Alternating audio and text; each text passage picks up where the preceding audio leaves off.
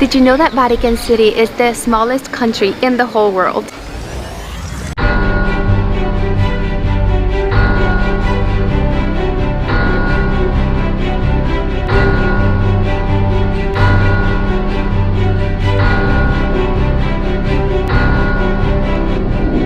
To give you some perspective, the size of the Vatican City is about 1/8 of the size of the Central Park in New York. Vatican City is governed as an absolute monarchy with the Pope as the head. The Vatican prints their own euro, their own coins, license plates, they issue their own passports as well, and they even have their own flag. The one government function that it lacks is taxation. No taxes. Can I live here? Not really.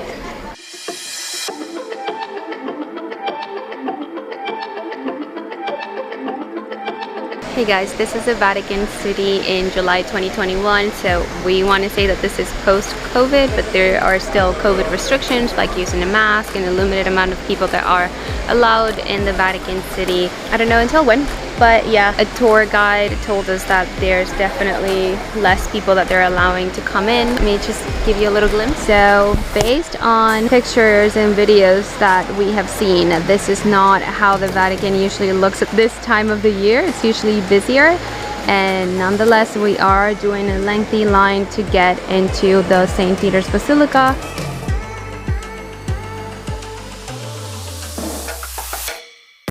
So when you come in, after you make your fun line, they take your temperature and then they check your bags.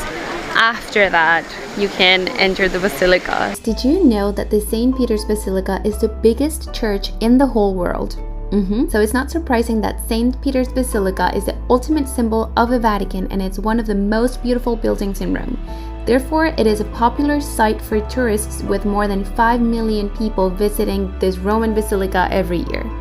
The architecture and pieces of art here are wonders. Indeed, the basilica is the house of Michelangelo's Pietà, which is so magnificent and impressive. Michelangelo carved this piece with his own hands when he was only 24 years old. The sculpture has been subjected to abuse, so nowadays is well protected by bulletproof glass. If you pay close attention, you will notice that none of the paintings inside the basilica are actually paintings. They are mosaics, done with such meticulous detail and tiny pieces of glass that they only appear to be paintings.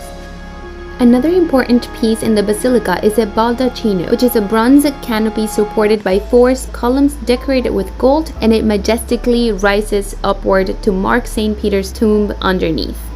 Here is St. Peter's tomb. And yes, you can book a special visit to the archaeological site underneath the St. Peter's Basilica, and on this tour, one of the things that you can see is the supposed tomb of St. Peter. Besides him, there are over 100 tombs in this basilica. The most prominent one, of course, is St. Peter's, on which the basilica is built.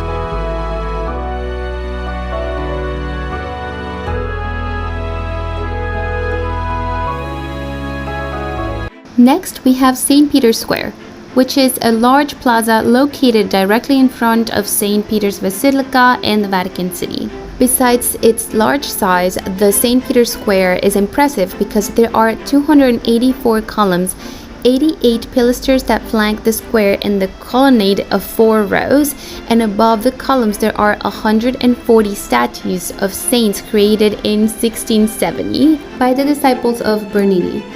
Now, please allow me to take you to the Vatican Museums.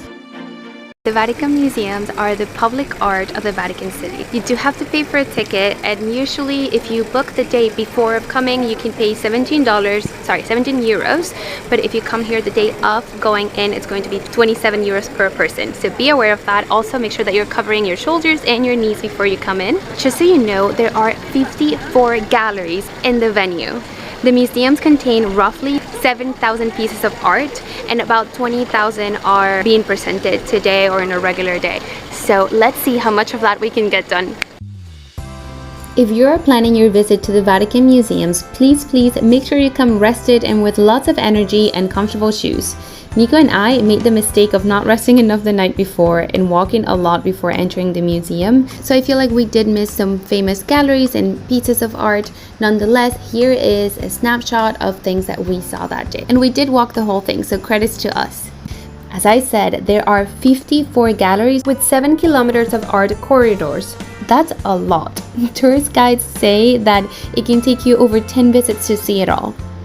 Be aware that the must-sees include the spiral staircase, Raphael's Transfiguration, Pinecone Courtyard, Laocoon, I don't know how to pronounce that one, the Belvedere Torso, Sala Rotunda, the Tapestries Hall, the Maps Room, Raphael's School of Athens, and the Sistine Chapel, which is my absolute favorite. The Sistine Chapel is a chapel in the Apostolic Palace, the official residence of the Pope. The Sistine Chapel is the most famous for Michelangelo's work of art. If there's one place I really wanted to see was the Sistine Chapel. I was so impatient while walking around other places in the Vatican because I really wanted to get here. And that is because I think of this place as an artistic and historical treasure.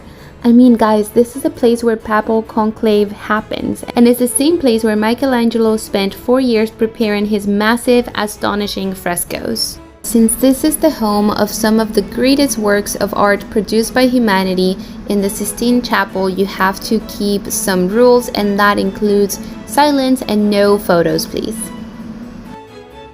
Something else to do in the Vatican is visiting the gardens of the Vatican City. I was extremely tired after, so I had to skip, but the gardens and parks were established during the Renaissance and Baroque era, and they are decorated with fountains and sculptures. Pope Francis opened the Vatican Gardens to the public in 2014. Guys, I mean, if you are not in shape with your fitness, you can't come to the Vatican. Oh my god.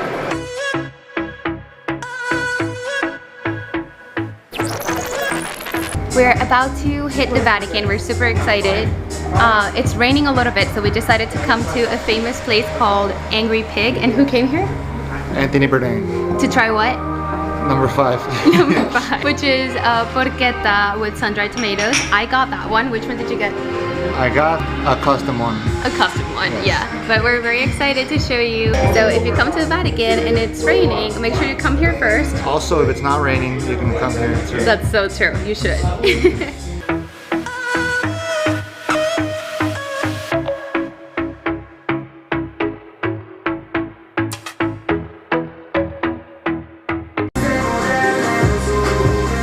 Delicious.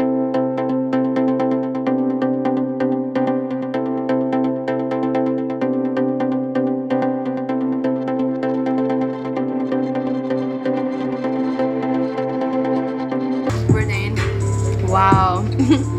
You saved them all. Well, you enter inside.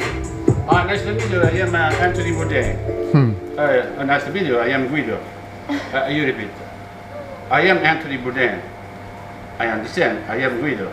Because I don't know Anthony Bourdain in Italy. Oh. Yeah, it's famous in the USA. In the USA, of course. Let me know in the comments if you like this video, and I am taking long with my video in Rome because, as you can imagine, there's so much to see. See you next week.